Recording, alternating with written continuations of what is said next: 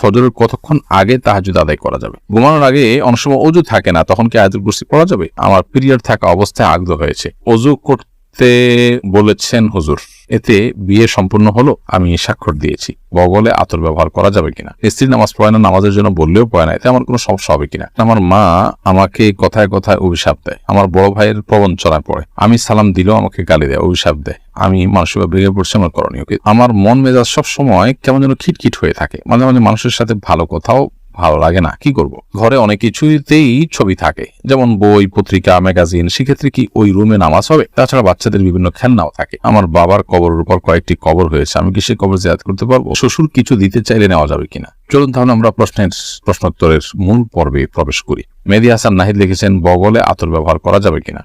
যে কোনো জায়গায় ব্যবহার করা যেতে পারে, যদি এসব স্বাস্থ্যের জন্য কোনো ক্ষতিকর বিষয় না হয়, শরীয়তের দৃষ্টিতে কোনো বাধা নেই। এমনি মিজানুর রহমান লিখেছেন, স্ত্রী নামাজ পড়ে না, নামাজের জন্য বললেও পড়ে না, এতে আমার কোনো সমস্যা হবে কিনা? আপনার বড়টা যদি দায়িত্বশীলতার সাথে সর্বোচ্চ লেভেলের হয় এবং সব ধরনের প্রচেষ্টা থাকে এবং নামাজ না পড়লে আপনি তার সাথে থাকবেন কিনা সেটা নিয়ে বিবেচনা করছেন, সেরকম বার্তাও তাকে দেন, অর্থাৎ আলটিমেটামও দেন, সবকিছু করেন, এরপর যদি কোনো কাজ না হয় তো আল্লাহর কাছে আপনার দায় থাকবে না ইনশাআল্লাহ তাআলা, তবে আপনার চেষ্টা অব্যাহত রাখা উচিত। এমডি শাহাবুদ্দিন লিখেছেন, আমার সন্তানদের আকিকা করা হয় নাই, একজনের বয়স 8, আরেকজনের বয়স 5, এখন আকিকা করা যাবে কিনা? যদি সন্তান শিশুর বেলা আকিকা করা না হয় তাহলে বড়ার পর আকিকা করা যাবে না। নবী সাল্লাল্লাহু আলাইহি ওয়াসাল্লামের আকিকাতে নিজে করেছেন বলে বর্ণনায় আছে।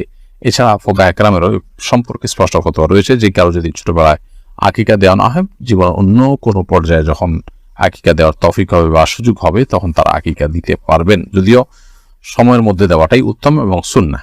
7 দিন, না পারলে 14 দিন, না হলে 100 দিন, কোনো কারণ সেগুলো মিস হয়ে গেলে পরে দিলে আদায় হবে। রাহাতুল ইসলাম সোহেল লিখেছেন, আমরা যখন নামাজের নিয়ত করে ফিরি এবং কাতারে সামিল হয়ে যায়, পরবর্তীতে সামনে জায়গা খালি হলেও ওই জায়গা পূর্ণ করার জন্য নিয়ত রেখেই সামনের কাতারে চলে যাওয়া যাবে কিনা? যাবে। সোজা যদি হয় তাহলে সেক্ষেত্রে আপনার হাত বাঁধা আছে অবস্থায় সোজা সামনের কাতারে চলে যাবেন, এর কারণে আমাদের কোনো ক্ষতি হবে না। আমরা অনেকে জানি না, যার কারণে দেখা যায় ওই জায়গাটা খালি আছে, এমনকি পাশে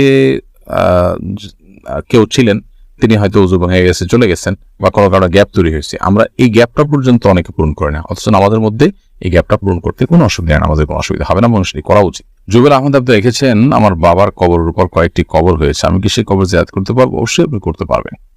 একই কবরে অনেক লোক দাফন হয়েছে, সবাই ধ্বংসাবশেষ সেখানে আছে, বা সবাই লাশ সেখানে মাটি বা গলিত অবস্থায় আছে, কোনো অসুবিধা নেই, আপনি সেখানে জিয়ারত করবেন। আপনার বাবার কবরে, একই কবরে যদি অন্যদেরকেও কবর দেওয়া হয়, তারপর আপনার বাবার যদি আপনার কবর সেখান থেকে তুলে নিয়ে আনা হয়, বরং ওখানে উপরে আরেকটা কবর দেওয়া হয়, যেমন ঢাকার অনেক কবরস্থানে আছে যে নির্দিষ্ট সময়ের পর সেখানে আরেকটা কবর দেওয়া হয় কবরের উপরে, তো এর কারণে আপনি সেখানে জিয়ারত করতে কোনো অসুবিধা নেই। আরিফ হাসান লিখেছেন, শ্বশুর কিছু দিতে চাইলে নেওয়া যাবে কিনা? একটা হলো যে সামান্য গিফট, খুব সামান্য যদি কোনো গিফট দেয় তাহলে সেক্ষেত্রে সেটা নেওয়া যেতে পারে।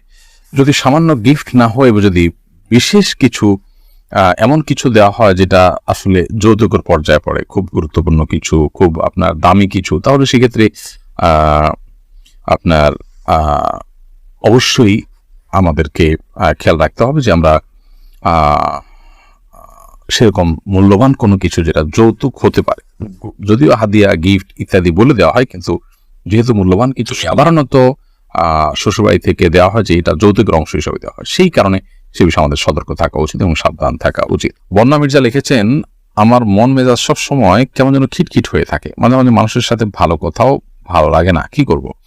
আপনি কোনো ডাক্তার দেখাতে পারেন, সাইকিয়াট্রিস্ট দেখাতে পারেন, মানসিক কোনো ডাক্তার দেখাতে পারেন। সেই সাথে আপনার এই অবস্থা থেকে উত্তরণের জন্য যদি আপনার মনে হয় এটা হঠাৎ করে হয়েছে, আপনি রুকিয়া বা ঝাড়ফুঁক করাতে পারেন, কারণ অনেক সময় ব্ল্যাক ম্যাজিক অথবা দুষ্টজনের উপদ্রবের কারণেও কিন্তু মানুষের মধ্যে এই ধরনের সমস্যা তৈরি হবে, তাই সেই চেষ্টা আপনি করতে পারেন। এমনি শাহাদুল হোসেন লিখেছেন, আমি প্রস্রাব করে টিস্যু ব্যবহার করার পর উযু করার সময় আমার মনে হয় পেশাবের রাস্তার মুখে পেশাব চলে আসে, তবে পুরুষলিঙ্গ দেখলে কোনো পেশাব দেখতে পাই না, এক্ষেত্রে করণীয় কি? এটা অনেক সময় মানসিক জাস্ট একটা ওয়াসওয়াসা, কুমন্ত্রণার কারণে হয়, একটা বিভ্রান্তির মধ্যে মানুষ থাকে। তো এটা দূরের জন্য নবী সাল্লাল্লাহু আলাইহি ওয়াসাল্লাম আমাদেরকে বলেছেন যে ভিজা হাত দিয়ে ঠিক ওই জায়গাটাতে কাপড়ের উপর থেকে আমরা পানি ছিটা দেওয়া দিই, যাতে করে সংশয় দূর হয়ে যায়, যেগুলোকে পানিই মনে হয় যে আমি পানি দিয়ে ছিটা দিলাম, কারণ এই জাতীয় সংশয়গুলো আমাদের আমল ইবাদতকে অনেক সময় ধ্বংসের দিকে নিয়ে যায়, নামাজে মনোযোগ হয় না, সময় নষ্ট হয়, এগুলোকে পাত্তা দেওয়া উচিত না।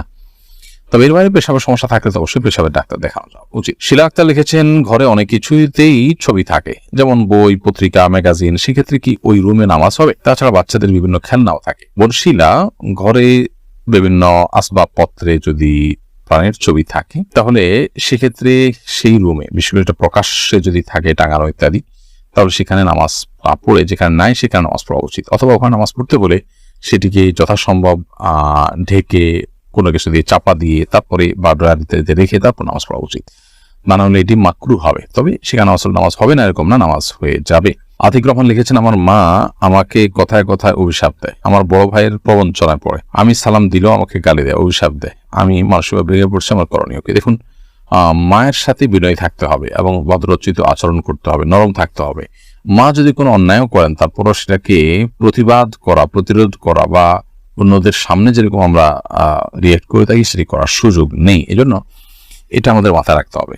মা যদি অন্যায়ভাবে আপনাকে অভিশাপ দেয়, কেউ তাকে ভুল বোঝায়, তাতে আপনার কোনো ক্ষতি হবে না। আল্লাহ সুবহানাহু ওয়া তাআলা কোরআন কারীমে পরিষ্কারভাবে জানিয়ে দিয়েছেন যে ওয়ালাউ আজ্জালুল্লাহু আশ-শাররা ইসতা'জালাহুম বিল খাইরি লাকুদিয়াল আমর। যদি মানুষকে আল্লাহ তাআলা ভালোটা চাইলে যেরকম সাথে সাথে দিয়ে দেন, কেউ যদি বদদুয়া দেয়, খারাপ কিছু আল্লাহর কাছে চায়, এটা যদি সাথে সাথে দিয়ে দেন তাহলে মানুষ শেষ হয়ে যেত। আল্লাহ চেষ্টা করেন না।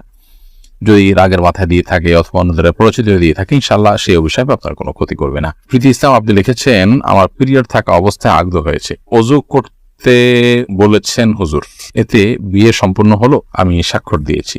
পিরিয়ড অবস্থায় আগদ হওয়াতে কোনো অসুবিধা নেই, ওযু কোনো জরুরি ছিল না।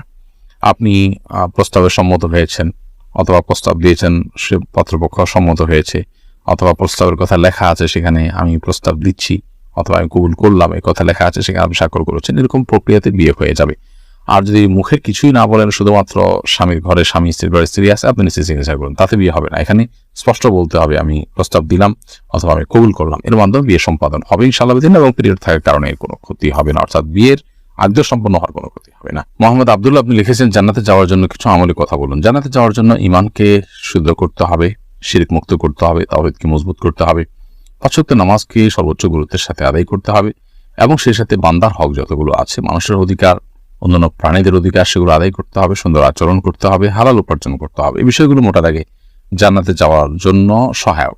এর বাইরে বেশ কিছু আমল আছে যে আমলগুলোর বিনিময়ে নবী সাল্লাল্লাহু আলাইহি ওয়াসাল্লাম জান্নাতে প্রবেশ করবে মানুষ সেই কথা বলেছেন। তো সেরকম আমলগুলো খুঁজে খুঁজে কুটে কুটে আমল করা উচিত। আব্দুল সাত্তার লিখেছেন, ঘুমানোর আগে অনেক সময় ওযু থাকে না, তখন কি আয়াতুল কুরসি পড়া যাবে?